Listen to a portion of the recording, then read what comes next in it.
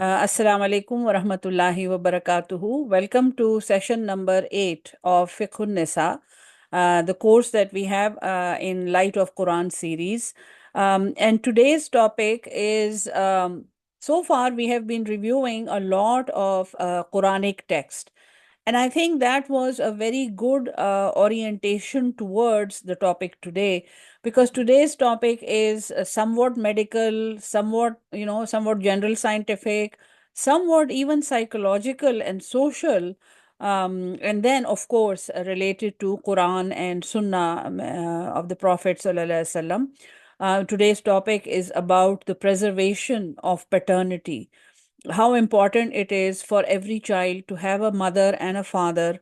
And in the Islamic world, we can still say a biologic mother and a father, and how hard it is becoming in rest of the world for one child to have a normal set of parents, which is one mother who's a female and one father who's a male. So the session is going to deal with the definitions of paternity and maternity, that is the fatherhood and motherhood in Islam, and what it is becoming in rest of the world, and the problems that are attached to the changing dynamic of this critically important relationship. And also, we are going to go over some of the issues related to the modern parenthood movements like surrogacy, sperm banking, and human milk banking. But before I go there, I'm going to briefly go over the question answers from the last session. There were many questions, and I think I might have made a mistake in reading one of the slides. So I'm going to go over that shortly. Okay.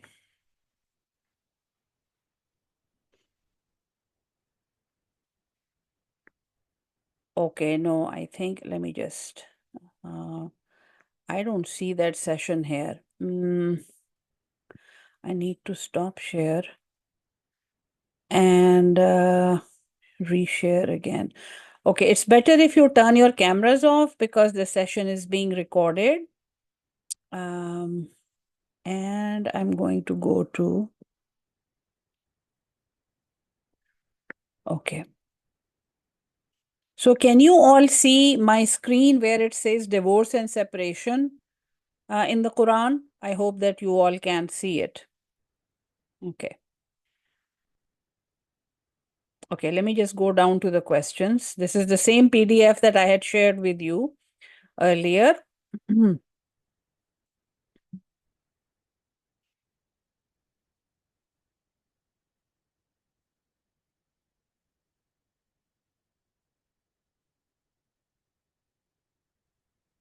And then came the questions.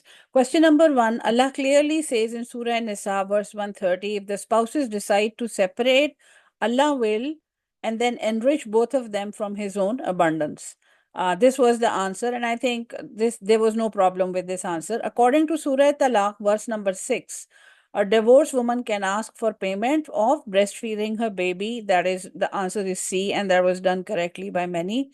According to the orders in Surah Al-Mujadila, if a man makes zuhar with his wife and then wishes, to at that point, the order was, the first order is to free a slave. If somebody has made this mistake, then the order was to free a slave. Surah Nisa, verse number 3. Which women are preferable, and orphan girls or their mothers? That was the answer, and it was done correctly. Number 5. This answer caused some confusion. In Pakistani Nikah Nama, question number 18 says whether the husband has delegated the power of divorce, and this is called Haqqe Talaq in Urdu, to the wife. If so, under what conditions? What is the right answer to be written here? And the answer was according to Shariat Muhammadi.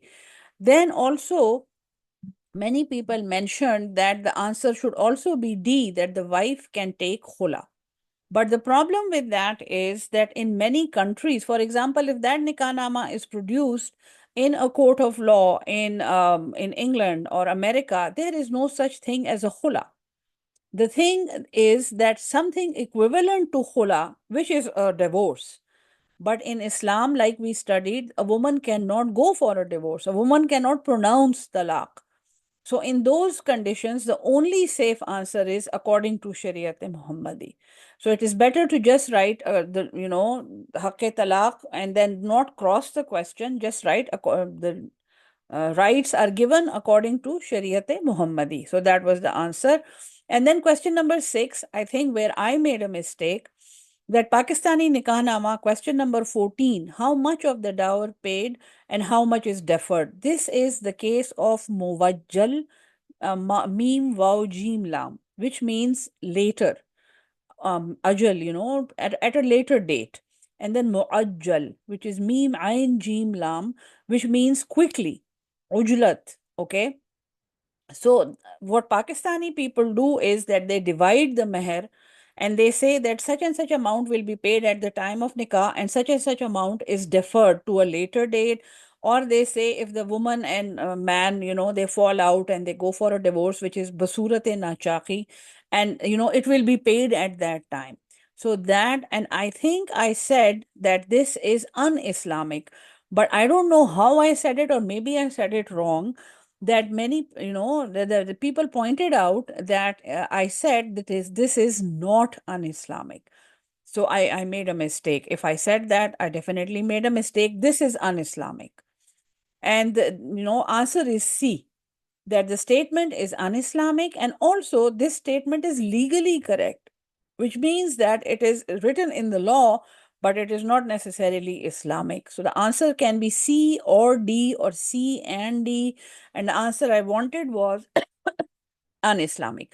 There's no such thing in Islam as a mahar, which is deferred. A mahar that is only written on paper and not actually paid. So there's no concept of such a mahar in Islam.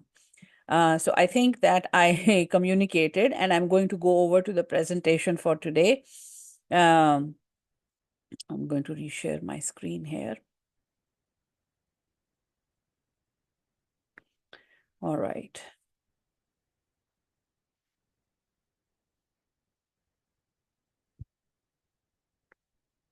Please. Okay. I don't know why my designer is still on. I don't want the designer here. Doesn't allow me to proceed. Okay. Bismillahir Rahmanir Rahim. Today's topic is sanctity of paternity in Islam. So after studying, the status of women, and then marriage and divorce, and khula, and all the family laws that govern the family life of a man and a woman in Islam, the topic for today is to see why is paternity, which means fatherhood, and maternity, which maternity is motherhood. What is the concept of maternity and paternity in Islam? And then also, what is the case? How will Muslims deal with this new technology around reproduction? Because human reproduction, traditionally is a function of humans, but it is increasingly becoming commercial. It is increasingly becoming a subject of research. It is increasingly becoming a subject of scientific inquiry. And parenthood, uh, first of all, in the non-Islamic world, is not at all what it traditionally was. And now, even in the Islamic world, we know in countries like Pakistan and India and even in Saudi Arabia, the definition of parenthood is actually being challenged. Who is the real parent of the child? And in such situations, we need a very clear concept and a very clear understanding of what the Quran and what the Sunnah of our Prophet dictates in such conditions. So basically, we will apply the concept of preservation of paternity to our times. Why is it so important for a child to have a biologic father? Because this is something that is actually being challenged now, that this is something that actually the legal circles and the social circles and even the anthropologists are now looking into and even trying to change. that there's no need for a biologic father, and a human can just be a human who comes from anywhere. So that is actually a big threat to the Islamic concept of paternity and fatherhood. Then the differences between permissible versus non-permissible methods of reproduction and procreation. Because the traditional role for one woman and one man in reproduction is not on in more than 70% of the world now. It's in Islamic countries, and even in Islamic countries, we have a lot of experimental reproduction. But yes, there are fiqh councils and there are Islamic ideologic councils who have a role to play in these issues, but increasingly, the balance of power has to be determined, whether it is shifting in favor of Deen or whether it is shifting away from Deen, so that we'll go over some examples of that. Then review Islamic rulings about sperm, ovum, and breast milk banking. So I think, to me, as a doctor and as a healthcare professional, I think the greatest threat to the family structure in the world at this time is the commercially available ovum banking, ovum donation, surrogacy, sperm banking, sperm donation, and then breast milk banking at a commercial level. Something that has profit in it and something that companies and individuals can profit off of. They can make money off of. Now, it's fascinating to see that parenthood has now been split into so many categories. What I am showing you here is a consensus, is a combined understanding of medical, social, juristic, legal, and even of scientists, and all of them sort of together have uh, come to a consensus that parenthood is not just the one who gives the sperm and the one who gives the egg. Parenthood is a way more complicated concept than that. And now we have the genetic parenthood, which is, this is the father because it's his sperm, and this is the mother because it's her ovum. And then is a gestational parenthood, which means that the woman who carries the baby in her belly for the term of pregnancy, but that woman may not have given the egg. That woman may be just, maybe her uterus is just being used for that baby. Maybe the real mother, supposing there's a couple who wishes to have a baby but is unable to have one, donate the sperm and egg, and then it is implanted in another woman who carries the baby in her belly, and the baby is born. And the question then is, who is the real mother? The mother who spent 9 months carrying the baby, or the mother who donated her ovum towards that baby? Then there is the legal parenthood. And again, this, we have the laws and the regulations of child custody, the question of the welfare of the child, who can legally be a parent. Because of the legal definition, we have gay and lesbian couples in the West who adopt a baby, and then children in schools actually say that I have two fathers or I have two mothers. I don't have a father, I have two mothers. Or the child may say that I don't have a mother, I have two fathers. So that is a dilemma that the West is facing. And this, I mean, that has completely ended the family structure, the traditional family structure. I'm not saying good or bad. I'm not passing a judgment. I'm only presenting a definition to you. And then, of course, there is the social motherhood or the social fatherhood, where the entire community is participating in taking care of the baby. And there are social roles. There is a social role for the mother, there's a social role for the grandmother, there's a social role for the father, and how those roles are now changing as far as parenthood is concerned. across the board. Globally, these rules are changing. Okay. Now, in Islamic law, paternity is established through marriage, and it is closely tied to the definition of a legitimate sexual relationship. So, in Islam, there is really no complication. In Islam, there is really no gray areas, so to say. Marriage, a child is considered legitimate if born during a valid marriage between the child's mother and father. So, this is the traditional parenthood that we know. Then there is a clause for acknowledgement. If the child is born outside of marriage, which means that the husband is not the biologic father of the child, the father can acknowledge the child as his own, which is known as ikrare nasab. So the father can then say that I accept the child as my own, and there are, of course, requirements for that document and requirements for those, such proclamation, and it is called ikrare nasab. Then witness testimony. Other methods to verify paternity include witness. So witness testimony is when there is a conflict, and a woman says that the baby belongs to such and such man, or a man has a claim to the baby while the mother is not willing to surrender the baby, or maybe the mother is a surrogate mother. In those cases, witness testimony is required.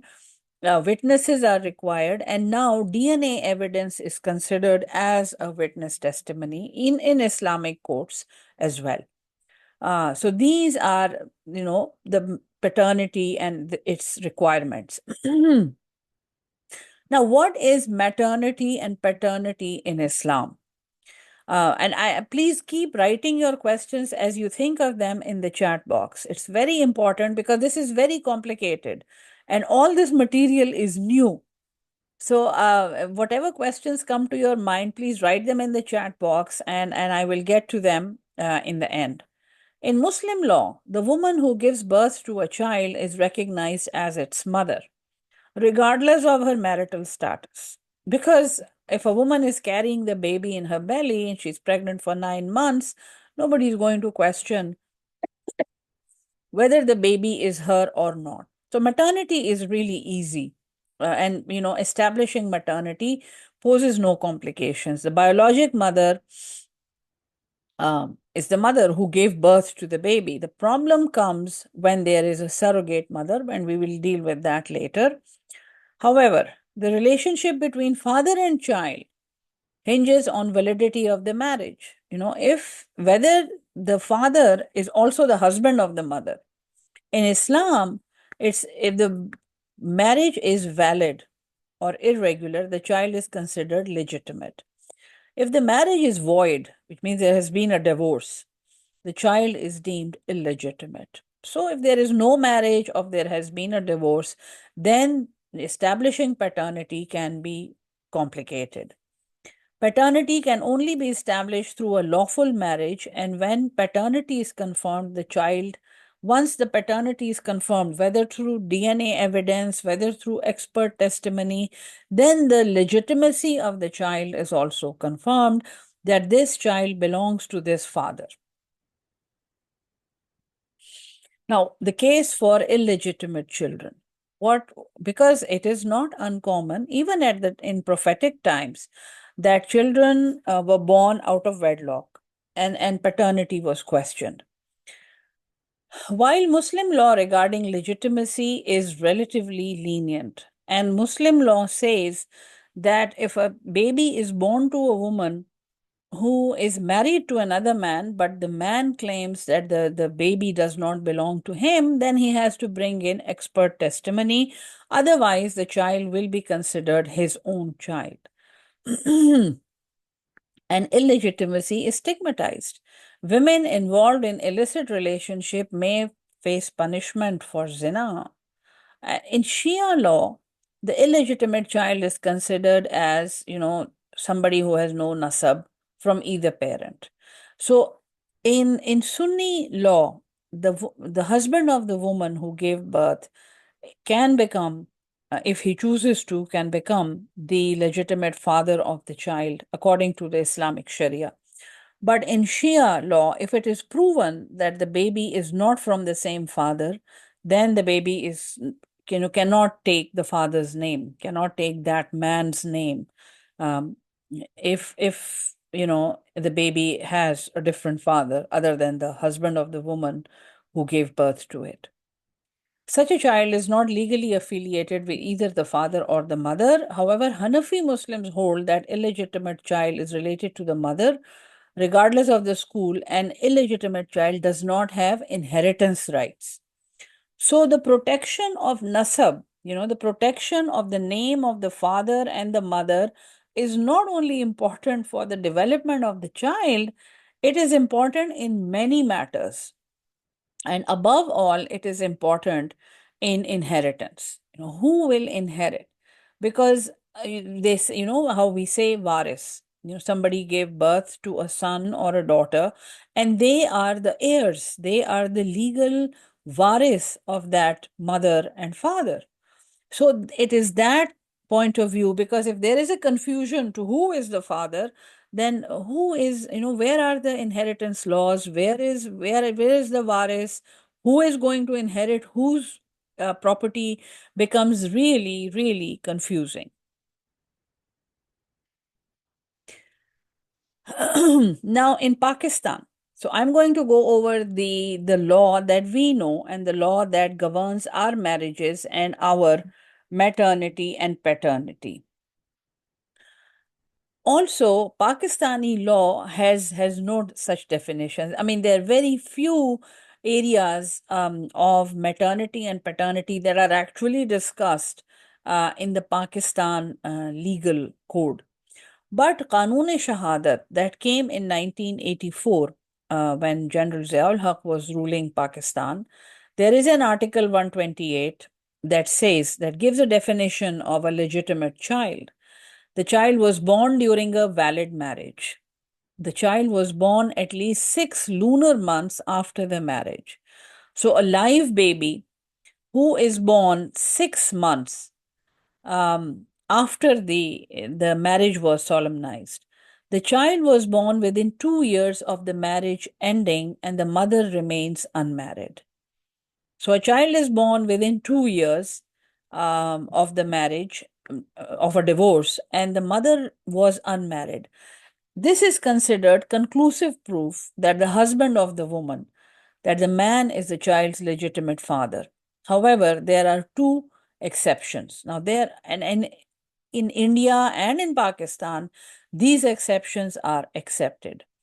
If the father refuses to acknowledge the child, and if the father is born after the mother's iddah periods, if the child is born after the mother's iddah ends, DNA testing can be used to establish paternity in legal cases, but it can also raise privacy concerns. So, DNA testing is admissible as court evidence, and it is considered a witness.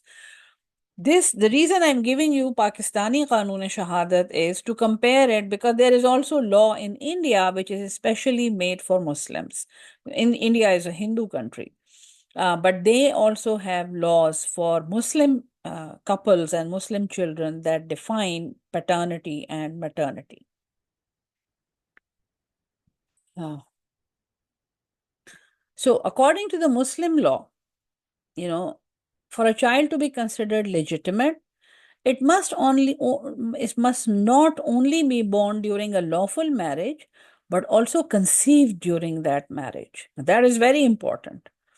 And this is from Indian law. This is not specifically from Pakistani law, but this is applicable in Pakistan as well.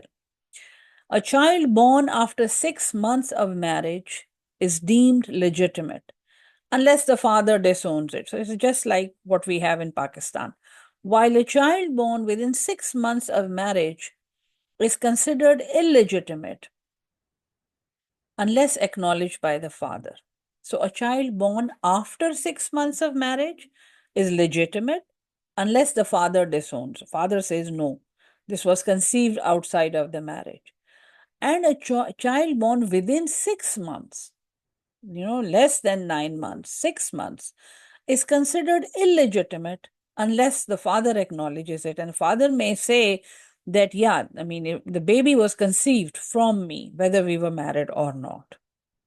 Additionally, a child born within 2 lunar years after the end of the marriage is presumed to be legitimate, unless explicitly disclaimed, unless the father openly says that there is no way this is my baby, or he brings genetic evidence. Now, one is to say that this is the legitimate father, but it is even more important to say that there is a legal bond between the father and the child, because the legal bond will then make the father responsible for welfare of the child. The father has to pay, and the father has to take care of the problems with the child, and the father has to support the mother and the child. So paternity constitutes the legal bond between a father and his child. When the legitimacy of a child cannot be established through marriage, if a father disowns the baby and he says that the baby is not mine, even though the baby is born to his wife, when legitimacy cannot be established through marriage, at the time of conception or birth, acknowledgement serves as a means to validate the marriage. So then the father has to give a witness testimony and an expert testimony in court, saying that this is my baby, and then a certificate or a paternity permission will be issued to the father. So this is a complicated legal matter. And as Muslim women, we are supposed to know and understand this, because increasingly, maybe our sisters, maybe our daughters, maybe the daughters of our daughters will have to face such cases, God forbid, because it is becoming increasingly difficult to maintain the standards of purity, and to maintain the standards of motherhood and fatherhood like we knew them, like we grew up knowing. So acknowledgement typically involves the father declaring the child as his legitimate offspring. The father cannot be, just say. The father has to actually give an undertaking that this is my child and that I will support the child. Okay. A very important part of maternity and paternity is that adoption is not recognized in Muslim law. Adoption remains unrecognized in Muslim law, unlike in the Hindu or Roman legal systems. In Muslim jurisprudence and in fiqh, and Sharia, adoption is not considered a valid means of establishing family relationships, filial relationships, except in cases where specific family or tribal customs in region like Punjab and allowed for such recognition. So there is no Islamic recognition of adoption. And many international, this has become a serious area in Islamic jurisprudence, because so many children are adopted across the border. So allowing a Muslim couple to adopt a child and then bring it into a non-Muslim country is a major issue, is a major legal battle for the family. Even if an individual converts from Hinduism to Islam, they cannot legally adopt a child under Muslim law. This is in India. Furthermore, even if a Hindu convert to Islam decides to adopt a son, the adopted child does not gain full rights of inheritance as recognized in Islamic law. So an inherited child then has no inheritance rights. That's something we must know, we must realize. Also, the adopted mother or the adopted father are na mahram for the child of opposite gender. This is also something that we need to keep in mind when considering adoption. Now, here is a statement that I took from different references, and I'm going to go over the references also. Parenthood in Islamic ethics is an attribute as well as Let me just read it properly, as well as an inherent quality or qualification. And it is defined not in isolation from the child, but is bound to interdependent duties and rights of the parent-child relationship. This is different than the situation in the West, where parenthood is regarded mainly as an attribute rather than an inherent quality. So a parent may not be genetically related to the child. A parent may not be living with the child. A parent, a mother may not even be a woman in the West. According to the laws of the West, the mother can be a man if if the child is adopted by a gay couple. So it's really different, and it is very confusing, and it is becoming increasingly important to make our children and our teenagers aware of these complications that are increasingly coming to surface in the West. This point is clearly demonstrated in adoption and lesbian parenting, where neither of the adopted parent needs to have had genetic or gestational investment in the bearing of the child. So I hope that I'm making sense, and these are the references that are used in the statement. That I took it from an article of Islamic ethics, because the Quran says, in travail upon travail did his mother bear him. And in years, this is Quran 31, verse 14. And there was a lot of pain, twain was his weaning.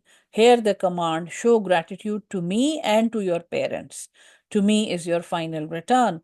And then Surah Al Baqarah, verse 223, the mothers shall suckle their babies, shall breastfeed their babies for 2 whole years if the father decides to complete the term. So this is the verse of breastfeeding. Then Quran 46, verse 15, in pain did his mother carry him, and in pain did she give birth to him. So the verse is clear that mother that carries and give birth to the child is the mother of the child. Then in Noble Quran, Surah Nisa, verse 23, in relating to whom marriage is prohibited to man, clearly points to a genetic link between father and the son when it says, prohibited to you in marriage are. And then there is mention of milk mothers, not the biologic mothers. So there is one mother who gives the ovum, who gave the egg, the mother who carried the baby in her belly, then the mother who breastfed the baby. So there are three different types of motherhood, but in Quran they are explicitly mentioned for the same woman, except if another woman breastfed the baby, then she becomes the milk mother for the baby. Also, there okay, it is better to turn your phone cameras off because the session is being recorded. Okay, let me just move forward. Now, in our time, and the sort of the medical world that we are dealing with, there is a lot of in vitro fertilization, what people call the test tube babies. There are surrogate babies. The mother who is carrying the baby in her belly is not necessarily the mother whose ovum is being used. So, there's a very big body of legal and scientific inquiry into the legitimacy of these test tube and IVF babies and surrogate babies. And there have been very serious mistakes. There have been many legal cases, even in the West, where a wrong egg was implanted, where a wrong sperm from a sperm donor was used, and then the baby was given to a couple, and the baby grew up in that house, and it was discovered later that a serious mistake was made, either in taking the egg or taking the sperm, and it has led to massive legal battles. So a child born through sperm foreign to its mother, that is the sperm not from her wedded husband, is illegitimate according to most scholars. This is the fatwa. Here it comes from the Islamic Association of South Africa, but the Federation of Islamic Medical Associations, FIMA, has given its blessing to this fatwa. So we know in Malaysia, Saudi Arabia, Qatar, UAE, Pakistan, India, these countries, India may be an exception, Bangladesh, Turkey, if the baby is not born from a sperm that was donated by the husband of the woman, then the baby is illegitimate. This is a united fatwa. So we need to keep that in mind when we discuss sperm banking or sperm donation or test tube babies or IVF babies. And then is the motherhood. So far it was the father or the sperm donation. Motherhood, there is a social mother, like I explained to you, there's a gestational mother, there's a genetic mother. The priority of a claim of parenthood, therefore, descends from mother who gave birth to the child, to the woman who breastfeeds the child, to the woman who has the genetic investment. So if the mother who is giving the ovum is not carrying the baby through the pregnancy, she is not, she will not be considered as a mother. The natural sequence, like we studied in the verse of the Quran, is the woman who carried the baby in her belly in pain and then gave birth to it in pain is the mother of the baby. So surrogacy then is not permitted in Islam. To have a surrogate mother for an ovum from a different woman is not permitted in Islam. And so basically, to tie everything together, the Quran and Hadith evidence on preservation of nasab, I have only included two references for you here. One is from Surah Al-Ahzab, attribute them to their fathers and call them by their father's name. That is more just in the sight of God. If you do not know their fathers' names, call them your brothers in Deen. This is from Surah Ahzab, where Hazrat Zaid bin Harith was actually used to be known as Zaid bin Muhammad sallallahu because he was the adopted son of our Prophet sallallahu.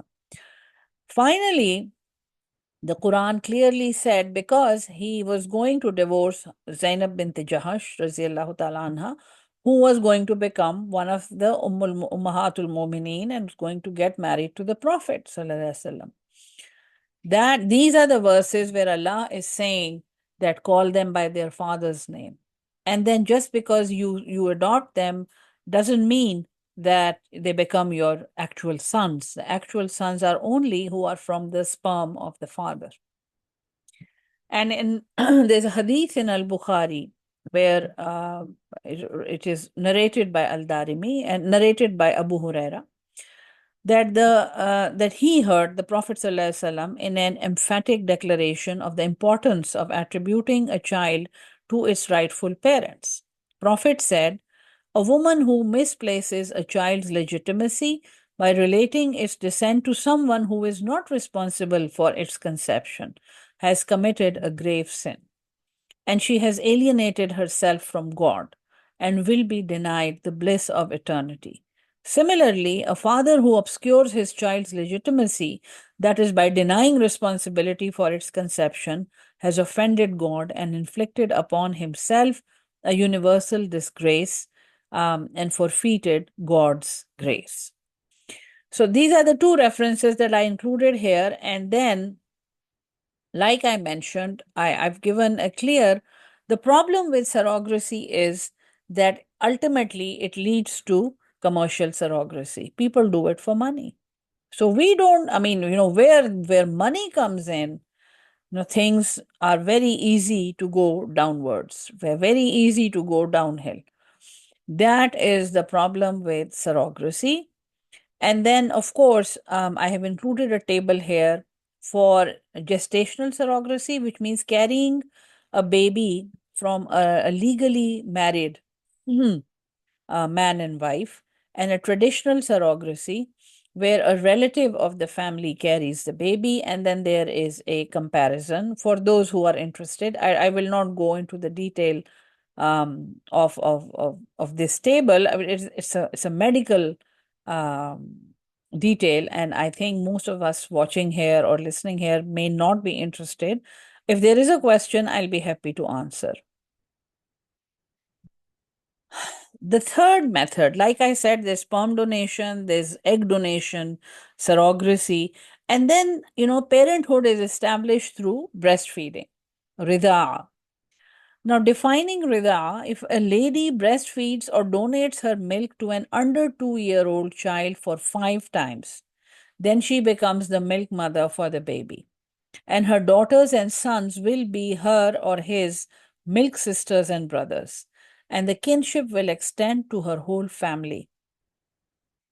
The Hanafi school considered single feed as enough. So, and Islamic jurisprudence and Sharia, in order to avoid confusion, considers even a single feed for the lady to become his or her milk mother.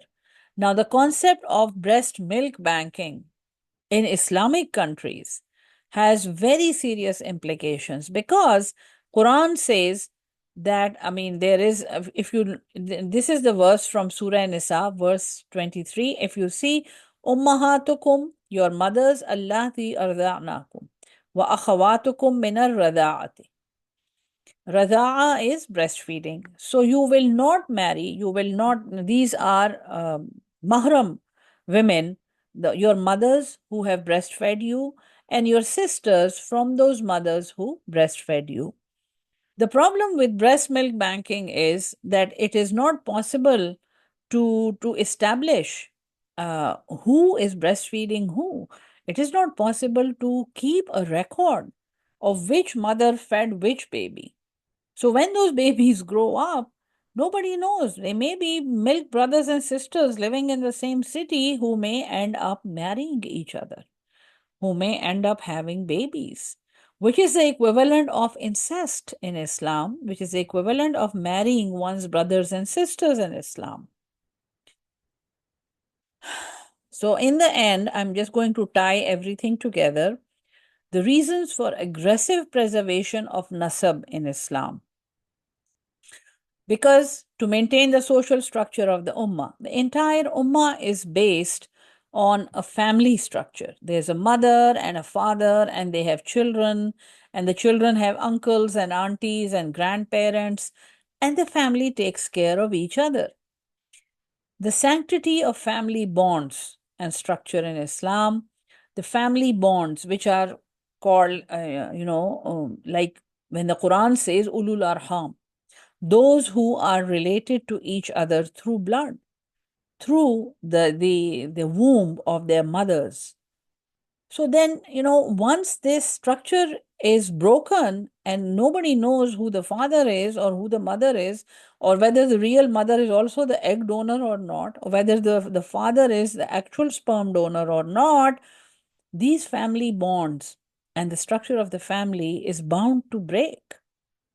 Laws of inheritance, adopted children, and there's a lot of confusion who is going to inherit um, after the person is gone, who is the varis. Laws of marriage, like I just mentioned, in case of sperm banking and breast milk banking and even ovum banking, there is a good chance that brothers and sisters will end up marrying each other, and it has happened in the West without knowing that they have the same mother or the same father. Laws of parenthood. Who is responsible for the baby? Who is responsible for the welfare of the child? Who is responsible to support the mother? All of that becomes a big gray area. If the traditional parenthood is abandoned in favor of surrogacy and modern parenthood and reproductive and assisted reproduction, then, like I mentioned, the possibility of incest in case of open sperm and milk banking, and then social responsibility of family members, like I mentioned, for the social structure of the ummah. So this is basically the end of my session. I know it was an intense session. It was a hard session. And I know that many details may have been shared here that many people probably never even heard about. Why is a child deprived hukuk? What is the fault of that child? Very confusing. So basically, it is not the child who is deprived of his or her hukuk, because in Islam, orphans have their own place. Orphans, taking care of an orphan, like Prophet ﷺ said, is as close to me as this on the day of judgment. So, in an Islamic society, actually, the child is not deprived of any rights. But in our society, which is not an Islamic society, yes, the child is deprived of many, even basic human rights.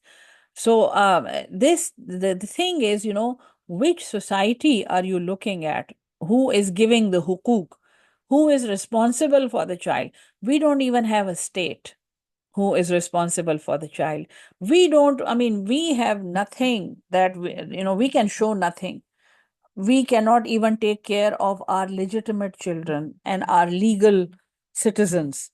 So, what to say of children who are born out of wedlock and who are illegitimate? The Islamic Ummah is a dead subject. Islamic Ummah is part of the history. So Quran is not just giving one order that no, they are not your children. Quran has a multiple, has a network where orphans have their own rights and widows have their own rights and charity has its own role. And then in this society, a child who is adopted, adoption is discouraged. And adjusting those orphans, adjusting those widows in households is a different matter. It is not adoption. It is not a legal adoption. It is doing it for the pleasure of Allah. It is doing it because Allah likes kindness and Allah likes taking care of the poor and the helpless ones. Why is not halal to take baby from someone if you're not? It is not. It is absolutely halal to take a baby from someone, but it has its own conditions. It has its own hikmat. So adoption is not haram. We cannot say halal or haram. Adoption is entirely halal, but it has its own, there are no exceptions. If a girl is adopted, the father will be namahram to her. This is a universal law. The girl is not related to him by blood.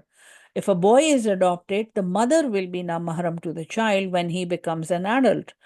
So for those purposes now, and this is something that Mufti Taqi Usmani and I think the Islamic Ideologic Council has done, and it is really, really a positive step, that the adopting mother breastfeeds the baby. They take some medicines. It has happened in so many different cases that I know because I've seen adoptions. And the adopting mother breastfeeds the baby after taking some medicines. And if the baby suckles at her breast, a radat is established, and the father becomes a mahram, and the brothers also become mahram for the little girl, and vice versa.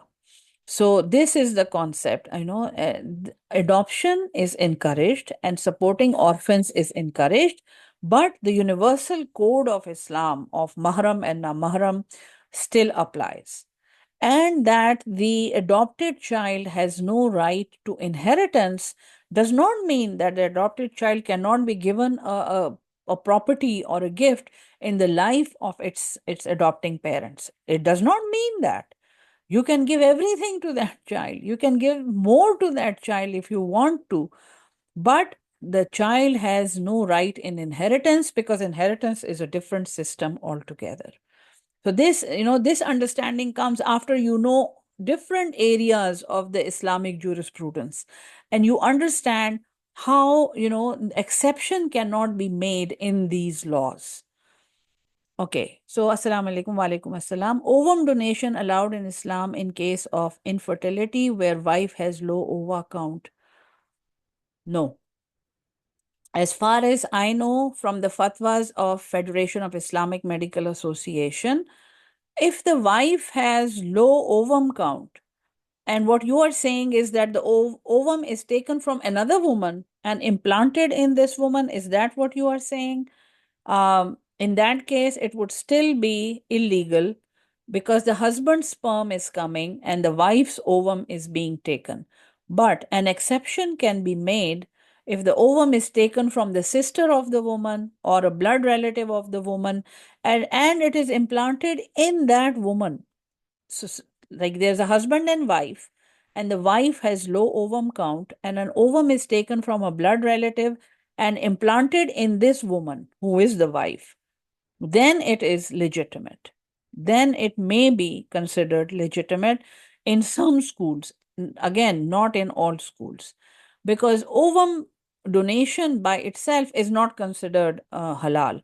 But I am saying that, like you said, the woman has low ovum count and an ovum is taken from somebody else and implanted in this woman may be considered legitimate in some schools.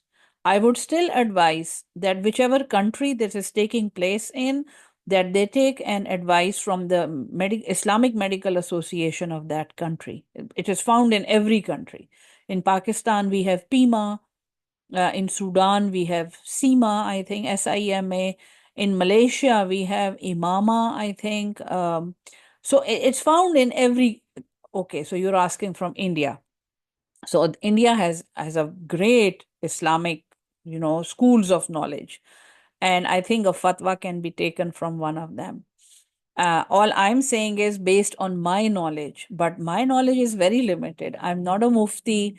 I'm not even an alima. I'm a medical doctor, and I have some background in Quran and Hadith. So, from what I taught in this session, yes, a blood relative of the woman can donate an egg. It can be implanted in the wife and fertilize with the husband's sperm, and then that baby may be considered legitimate. But I would advise you to take a fatwa from one of the schools there in India. There are many, many very well respected schools in India. And remember one thing, that one thing is very important. A fatwa is for general population. So a fatwa will hardly make an exception. Fatwas are not meant for specific cases. A fatwa is a ruling, is a decision. So the mufti or the person who's giving a fatwa has to take a lot of things in consideration before they proclaim something as legitimate or illegitimate. So just remember that. I'm going to stop recording now and I'm going to invite Sarah here for her notes, for her thoughts. Thank you all for listening carefully for this loaded lecture.